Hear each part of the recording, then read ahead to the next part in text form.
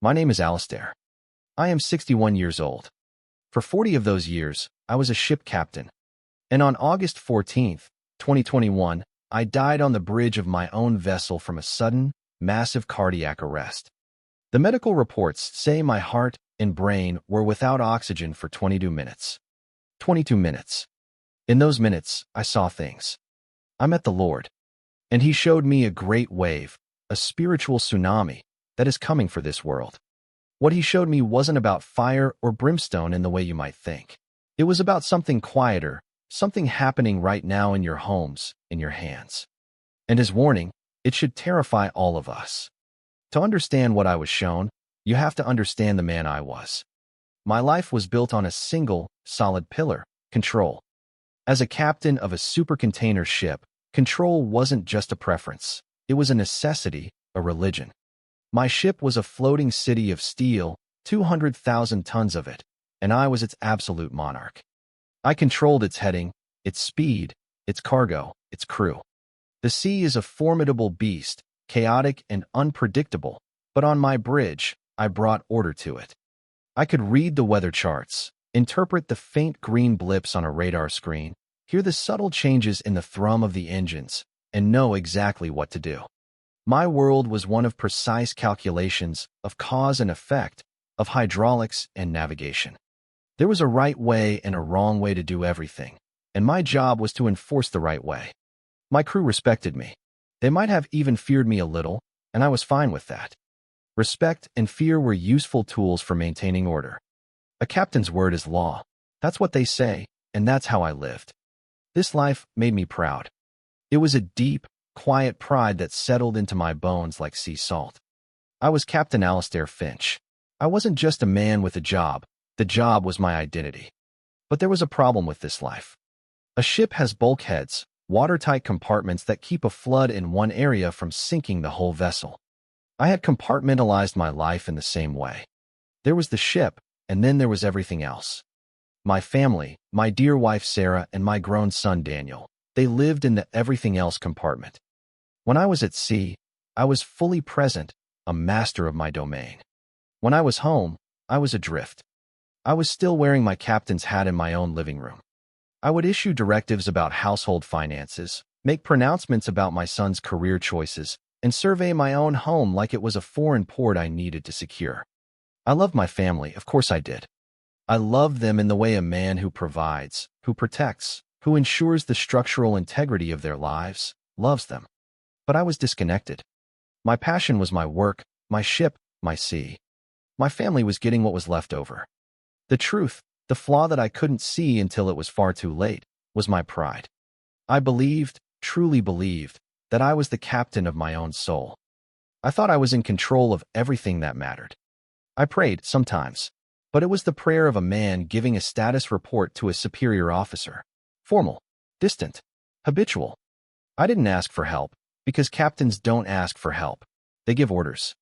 I had no idea how deeply this pride had infected me, how it had isolated me on an island of my own making, even when I was surrounded by people who loved me. The day it happened, the day I died, started like any other. We were navigating the Strait of Malacca, one of the busiest shipping lanes in the world. It was hot, humid. The air was thick enough to chew. The bridge was a hive of quiet, professional activity. I had a satellite call with Sarah that morning. It was brief. It was always brief. She was talking about the garden, about how the hydrangeas were finally blooming, their color a brilliant blue she wished I could see. She mentioned Daniel was thinking of changing jobs again, and she was worried. I remember looking out at the endless line of tankers and container ships stretching to the horizon, a complex ballet that required my full attention. Her worries felt small, distant. "Sarah, I'm in the middle of the strait," I said, my voice clipped with impatience. "These are land problems. We'll deal with them when I'm back on land." There was a pause, a silence that stretched across thousands of miles of ocean. "Of course, Alistair," she said, and her voice was so tired. "Just be safe. I love you." "I will," I said, already turning my attention back to the radar. "You too." I hung up. I felt a small, sharp pang of something. Guilt, maybe. But I pushed it down. Duty called. The ship needed me. The hydrangeas could wait. I had no idea that in just a few hours, that little moment, that dismissive tone, that choice to prioritize the steel ship over my own wife's heart, would come back to haunt me with the force of a hurricane. It was just afternoon, local time. The sun was a white-hot coin in the hazy sky. I was standing by the main console, observing our passage. Everything was nominal. Everything was under control. Then came the pain. It wasn't a slow build. It was an explosion. It felt like a hot spike had been driven straight through my chest from my spine. All the air vanished from my lungs. I gasped, but nothing came in. My hands flew to my chest, clutching at the source of the agony. It was a crushing weight, immense, like an anchor had been dropped directly onto me. My vision began to swim. The familiar, steady lines of the bridge, the consoles, the windows, the charts, started to warp and bend. The calm, professional voices of my crew became distorted, like a radio signal slipping away into static. I heard someone shout my name. "Captain." I tried to respond. I was the captain. I had to give an order. I had to maintain control. But no words came out. My legs gave way. I remember the hard, unforgiving feel of the deck as my knees hit it. The pain intensified, spreading like fire through my arms and up into my jaw. It was a fire that consumed everything. My carefully constructed world of control, of order, of command, was being incinerated in seconds. I was no longer a captain. I was just a man, helpless and in agony. In that final moment, as the world dissolved into a roaring tunnel of blackness, my thoughts were not of my ship. They were not of my career, my pride, or my command. Two things flashed in my mind. The first was Sarah's voice on the phone. "I love you." The second was my last, desperate, pathetic thought. "I'm sorry, Sarah." And then everything went black. Everything went silent. The pain was gone. Instantly. Completely.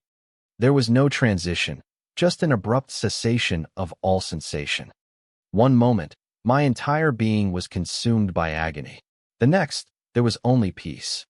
And I was floating. I felt a gentle, upward pull, as effortless as a bubble rising through water. I rose through the ceiling of the bridge, a ceiling made of solid steel that now offered no resistance. I found myself hovering near the roof, looking down. Below me was the scene of the crisis. I could see my body. It was a strange thing to see. It looked like a discarded set of clothes, crumpled on the floor. Captain Alistair Finch, master of the sea, was just a heap on the deck. My first mate, a good man named Marcus, was on his knees beside me, performing CPR with frantic, desperate energy. His face was pale, beaded with sweat, his mouth set in a grim line of determination. Another crew member was on the satellite phone, his voice sharp with panic as he relayed our coordinates and the medical emergency. The calm, ordered world of my bridge had shattered. Now there was only chaos and fear. But I felt none of it. Where I was, there was no fear, no panic, no pain. There was only a profound sense of detachment, a perfect, tranquil calm. I watched them working on my body as a man might watch a movie. It was a compelling drama, certainly, but it didn't feel like it was happening to me. The man on the floor was someone I used to know. I felt a strange wave of emotion, but it wasn't for myself. It was for them.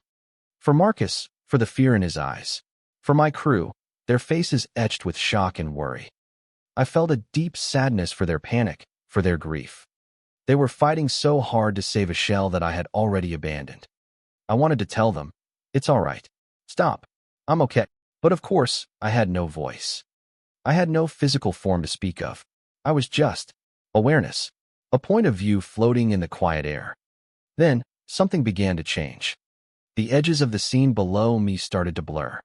The sharp, vivid colors of the bridge, the blue of the sea outside the windows, the red of the emergency lights, they all began to soften and run together. It was like a watercolor painting left out in the rain. The frantic sounds, the shouting, the crackle of the radio, they began to fade into a gentle, humming silence. The physical world was dissolving. It was losing its substance, its reality. It felt like waking from a dream and trying desperately to hold onto the details, only to feel them slipping through your fingers like fine sand. The bridge, my ship, my body, my entire 40-year career. It was all becoming a faint memory. And I felt no loss, only anticipation. I was being pulled away, drawn toward something else.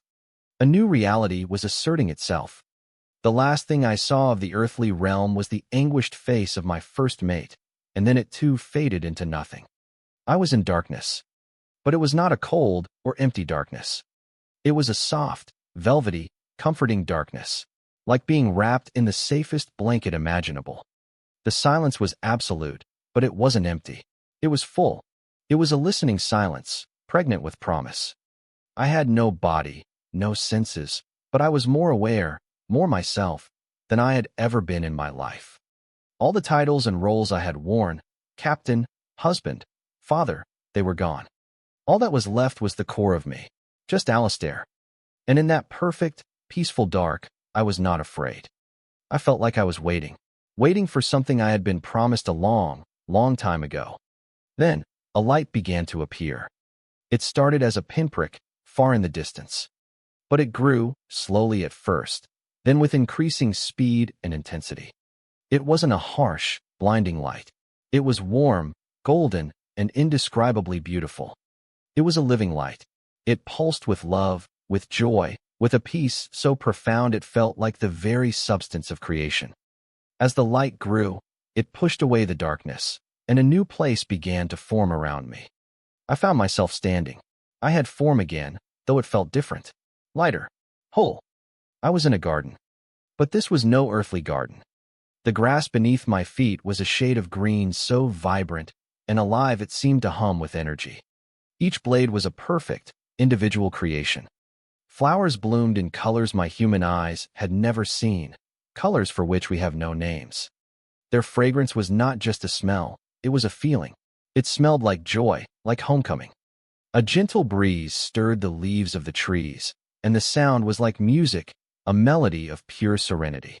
And the light was everywhere. It wasn't coming from a sun in the sky. It was emanating from everything. From the grass, the flowers, the very air itself. It was a world saturated with peace. And then I saw him. He was standing by a simple stone well a short distance away. He wasn't what the paintings had led me to expect. He wasn't wearing a pristine white robe or glowing with a blinding aura. He looked like a man, strong, simple. He wore plain, rustic clothes, like a carpenter or a fisherman. His hands were strong, capable. His presence was one of absolute calm and authority. But it was an authority born not of power, but of love. He turned to look at me, and I finally saw his face. And his eyes. Oh, his eyes. I don't have the words in our clumsy human language to describe them. They were filled with a love so pure, so unconditional, so complete, that it was heartbreaking. In his eyes, I saw galaxies being born. I saw every sunrise and sunset that had ever been. And I saw myself. I saw Alistair, the proud captain, the distant husband, the flawed man. He saw every mistake I had ever made, every harsh word I had ever spoken, every moment of pride and selfishness. And there was not one single trace of condemnation. Only a deep, sorrowful, overwhelming love. I knew, with a certainty that was more real than the ship I had captained for decades, exactly who I was looking at. This was my Lord. This was Jesus. He didn't speak with his mouth. The words bloomed inside my mind, inside my soul, as clear and gentle as the light that filled the garden. "Welcome, Alistair," he said. "Be at peace." The moment I heard his voice within me, something broke. The dam of my pride, the fortress of my self-control that I had spent 61 years building, it didn't just crack. It vaporized. A sob, a wave of emotion so powerful it would have shattered my physical body, erupted from the core of my being. I fell to my knees. Tears that were not physical water streamed from my soul. They were tears of pure, unadulterated relief. Tears of joy, tears of shame. The joy was for being known so completely and loved so perfectly. The shame was for the man I had been. All my life, I had been the captain. I had been in charge. Here, in his presence, I was nothing. A small child who had been lost for a very, very long time and had finally found his way home. I knelt there, weeping, unable to look up, feeling utterly unworthy to be in this place, in his presence. He took a step toward me. "Stand up, my son." The voice came again, impossibly gentle. "There is no condemnation here. You are so loved." His love was a tangible thing. It was like warm sunlight, seeping into every crack and fissure of my broken soul, healing as it went. Slowly, I rose to my feet. I looked at him, and my heart felt like it would burst with a love that I had never known was possible. "Lord," I managed, the word forming in my mind, a whisper of awe. Why? I was not a good man. I was proud. A gentle sadness touched his eyes, but his smile remained. "I know," he said. "Pride is the heaviest anchor. It convinces the sailor he has no need of the harbor. But I don't see the man you were. I see the man I created you to be." He gestured to the space beside him. "Come," he said. "There is something I need to show you." I walked toward him, feeling like I was walking on holy ground. As I stood beside him, the beautiful garden around us didn't disappear, but it became transparent, like a veil. The air in front of us shimmered, and a new scene began to form. It was my own life. I saw myself in my living room. Sarah was there, sitting on the sofa, trying to tell me about her day. She was excited, her face animated. She was talking about a book she'd read, an idea that had moved her. And I was there, sitting in my armchair, but I wasn't really there. My body was in the room, but my mind was at sea.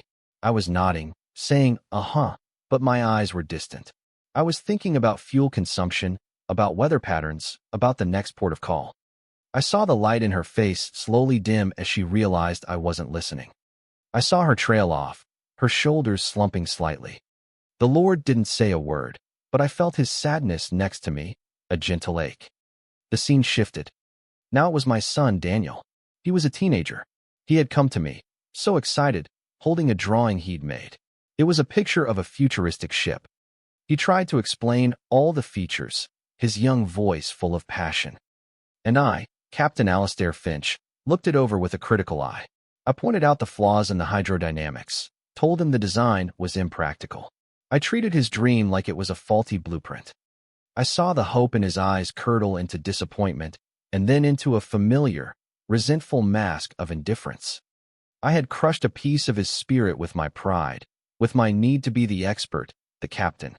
Again, the Lord was silent, but his loving sorrow was a lesson more powerful than any lecture. Dozens of moments like these flickered before me. Me, on the phone, cutting Sarah off. Me, missing an important event for Daniel because of a critical ship schedule.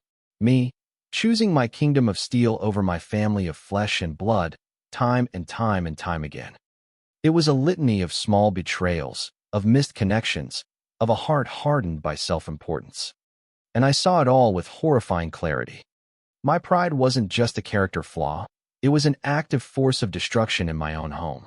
It had built walls between me and the people I was meant to love the most. I was so blind, I whispered, my soul aching with a grief so deep it felt bottomless. "You were," Jesus said, his voice still gentle. "You were the captain of your own ship, sailing on your own charts. You thought you were in control."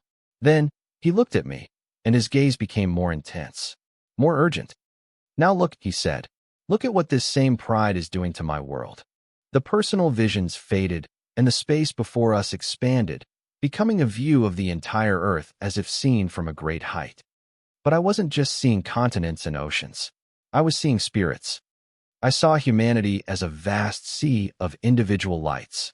Some burned brightly, others were faint flickers, and many, so many, were sputtering and dark. "They have all been given a ship," the Lord said, his voice now filled with a profound sadness. "A life, a soul, and they have all been made captains." As he spoke, I zoomed in on the scene. I saw people in their homes, in their offices, walking down the street. They were all staring at little glowing rectangles in their hands. Their heads were bowed, not in prayer, but in devotion to the screen. From these screens, I saw faint, shadowy tendrils, like wisps of smoke, reaching out and wrapping around them. These tendrils were siphoning something from them. Not their blood, but their light, their attention, their time. I saw a family at a dinner table. For people, for phones. The food was getting cold. The silence was absolute. They were together, but they were utterly alone, each one the solitary captain of their own tiny digital world. The golden threads of connection that should have been weaving between them, between parent and child, husband and wife, were frayed and snapping. The enemy, the thief, is more subtle than you know, Jesus said, his voice a low, sorrowful thunder. He does not need to build great armies to conquer them. He only needs to make them empty. He continued, he offers them a counterfeit kingdom in their hand. A kingdom where they are the star, the hero, the captain. They can curate their lives, control their image, and receive the worship of strangers. I saw people obsessing over the lives of celebrities, people they would never meet. They were pouring their love, their energy, their devotion onto these dying stars of earth, as the Lord called them, while ignoring the creator of the stars who was calling to them in the quiet of their own hearts. They were worshiping the creation instead of the creator. It is a silent theft, he said. A theft of family, of friendship, of purpose. He steals their attention, and then he steals their affection. He replaces the deep, hard, beautiful work of real relationships with the easy, shallow satisfaction of a like. He has convinced them that being seen is the same as being known. Then the vision shifted. It became more frightening. I saw the shoreline of humanity. And all along the beach, as far as the eye could see, people were building little kingdoms for themselves. Some built castles of sand made of money and possessions. Some built fortresses of ideology and politics, hurling insults at those in the neighboring fort. Some, like me, built ships of pride and self-reliance, polishing the hulls, certain they could weather any storm. They were all so busy, so focused on their own small patch of sand. Their backs were turned to the great, vast ocean. They were all their own captains, their own gods. And none of them were looking at the horizon. Look, Jesus commanded, his voice sharp with urgency. I looked out at the ocean, and I saw it. It was far away at first, just a dark line on the horizon that shouldn't have been there. But it was growing. It was a wave of impossible size, a tsunami. But it wasn't made of water. It was made of chaos, of deception, of hardship and despair. It was a spiritual cataclysm, a tidal wave of consequence for a world that had turned its back on its creator. I watched in pure, abject horror as this wave surged forward, silent and impossibly fast. And the people on the shore had no idea. They were still building their sandcastles, still polishing their little ships, still arguing with their neighbors, still staring at their phones. They were completely, blissfully unaware of the utter devastation that was about to crash down upon them. This is not my wrath, Alistair, Jesus said, and I could feel the agony in his voice. This is not my punishment. It is the inevitable storm they have sailed into. It is the harvest of their pride. They have made themselves captains, and this is the sea they have chosen. He leaned closer to me, his eyes pleading. They cannot hear me. I whisper to them in the quiet moments, in the beauty of a sunrise, in the love of their child, but they cannot hear me over the noise. The thief has filled their world with so much noise. I died for a relationship, not a simulation, he said, his voice cracking with a divine sorrow.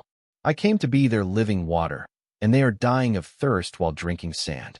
The vision of the wave grew closer, and my soul screamed in terror for them. What can they do? I asked, my own spirit frantic. What is the answer?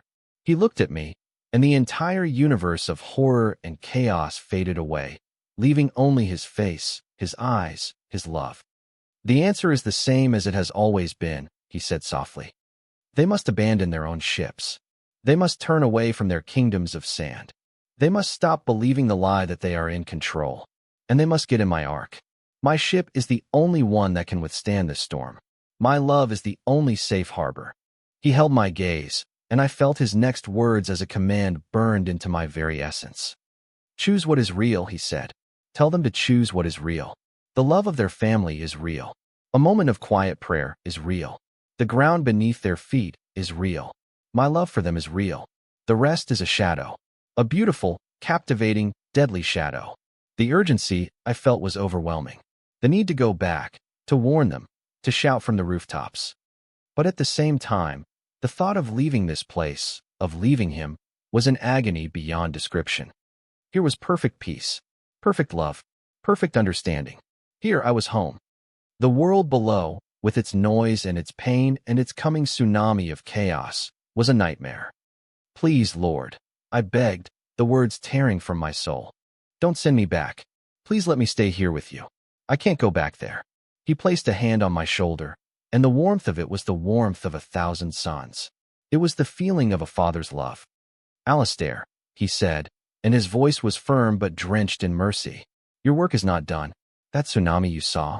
I need captains. I need experienced hands who know the sea, who know the danger. I need them to help me bring my beloved children into the harbor. He looked deep into me, and I felt his commission settle upon me. You were a captain for the world of men, he said. Now, you must be a watchman for me. You must go back. You must be a light. You must tell them what you saw. You must help your family. You must show them how to abandon their ship of pride and find safety in me. His words were absolute, but the thought of leaving was still a physical pain. But I can't do it without you. I cried, feeling like that lost child again. His smile returned, full of reassurance. Little one, he said, using the affectionate term that made my soul sing. I will never leave you. I will be with you. I will be your strength. Now go. Your family needs you. He gave me a gentle, loving push. And I was falling.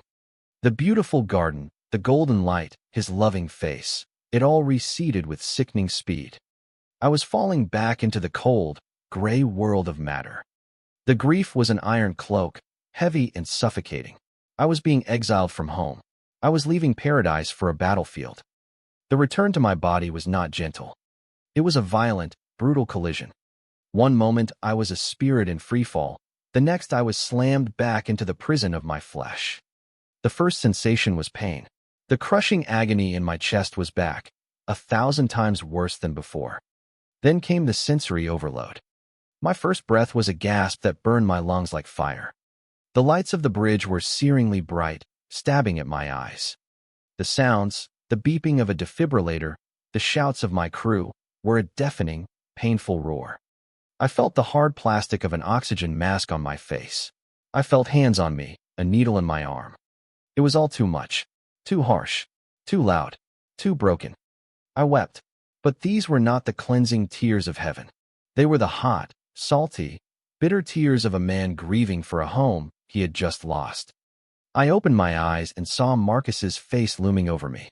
His eyes were wide, first with disbelief, then with overwhelming relief. He's back. He's breathing. He's conscious, he yelled.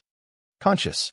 I was conscious of the pain, of the grief, of the heavy, lonely blanket of the physical world that had settled back upon me. The journey to the hospital in Singapore was a blur of pain and noise.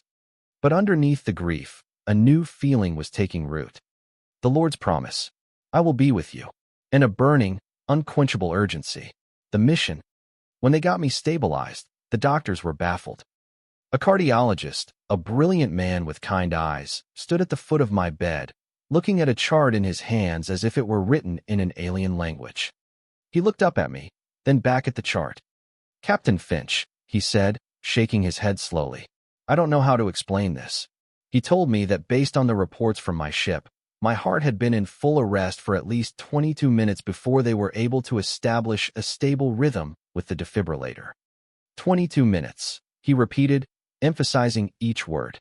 The human brain begins to suffer catastrophic, irreversible damage after 4 to 6 minutes without oxygen. You should not be awake. You should not be able to speak. Frankly, you should not be alive. But, he held up a brain scan. Your MRI is perfect. Absolutely normal. Your heart, aside from the initial damage from the attack, is remarkably strong. There is no medical explanation for your condition. He looked me directly in the eye. In my professional opinion, what has happened to you is impossible. It is a miracle. I just nodded. I knew.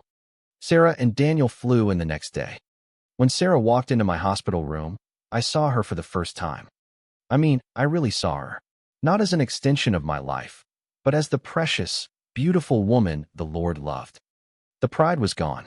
The captain was gone. I was just Alistair, her husband. Tears filled my eyes as she rushed to my bedside. Before she could say a word, I took her hand. It felt so real, so warm. Sarah, I said, my voice thick with 61 years of unexpressed emotion. I am so sorry. For everything. For not listening. For not seeing you. For being a proud old fool. Can you ever forgive me? She stared at me, her own eyes filling with tears, tears of confusion and shock and dawning hope. She saw the change in me. It was real. That day, in that sterile hospital room thousands of miles from home, my real life began. I retired, of course. My command at sea was over. A new command had begun. My life is different now. It is quiet. It is small. And it is more real and more wonderful than I ever could have imagined. The heavy, lonely blanket is gone. My home is no longer a foreign port. It is my harbor. My relationship with Sarah is a living, breathing thing, a garden we tended together. My relationship with Daniel is healing, one honest conversation at a time. And I pray, not with status reports to a distant officer, but with the simple, constant conversation of a child talking to his father. He is with me, always. But I was sent back for a reason. I was sent back with a message for you. So I'm telling you now, with all the earnestness in my soul. The tsunami is real. The spiritual wave of chaos and deception is coming, and so many are completely unaware. The enemy, the thief, is stealing your life from you, 1 second, 1 click, 1 distraction at a time. He has given you a counterfeit kingdom in the palm of your hand and convinced you that you are its captain. I'm not telling you that your phone is evil. I'm not telling you technology is the enemy. It is a tool. But the way it is being used is to build a generation of isolated, distracted, proud captains of sinking ships. It's an illusion of control in a world that is spiraling out of control. Please, I am begging you. When this is over, put your phone down. Look at your spouse, your child, your parent, your friend. Look them in the eye. Choose what is real. Abandon your little kingdom of sand. That castle of pride, of self-reliance, of being your own captain. It will be washed away. It offers no protection from the coming storm. Turn around. Look to the harbor. He is there. Jesus is there, waiting, with his arms open. His ark is the only thing that will survive the wave. His love is the only true safety. Heaven is real. Hell is real. But more real than anything is the love of the Father for his lost children. He is calling to you in the quiet. Please, please listen.